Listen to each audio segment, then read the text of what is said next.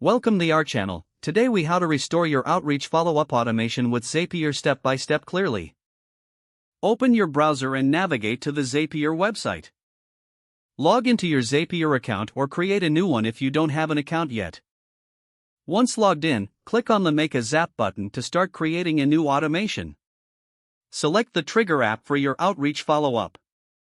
Choose an event that will trigger the automation, such as a new email or contact added to your list. Connect your chosen app by following the on-screen prompts to authenticate your account. Customize the trigger settings according to your outreach needs. Now, select the action app you want to connect to your trigger. For outreach follow-up, common options might include an email tool or a CRM software. Choose an action event that corresponds with your follow-up goal, like sending an email or creating a task. Once selected, connect your action app in the same way you connected the trigger app.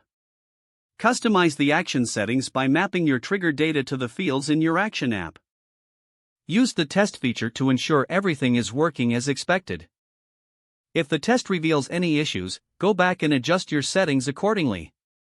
Once everything checks out, give your Zap a name that reflects its purpose. Turn on the Zap to activate your outreach follow-up automation. Monitor the performance of your Zap regularly for any necessary adjustments. This setup should reinstate your outreach follow-up automation effectively.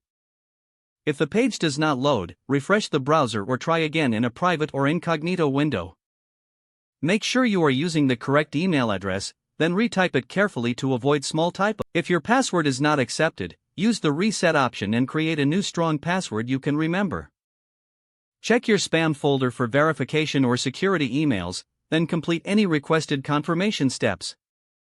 Enable two-factor authentication if available to improve account security and reduce unauthorized. After signing in, review your profile details so your contact information and settings are accurate and current.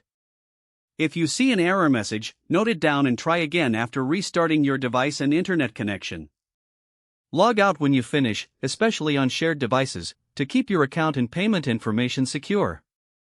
If the page does not load, refresh the browser or try again in a private or incognito window. Make sure you are using the correct email address, then retype it carefully to avoid small typos.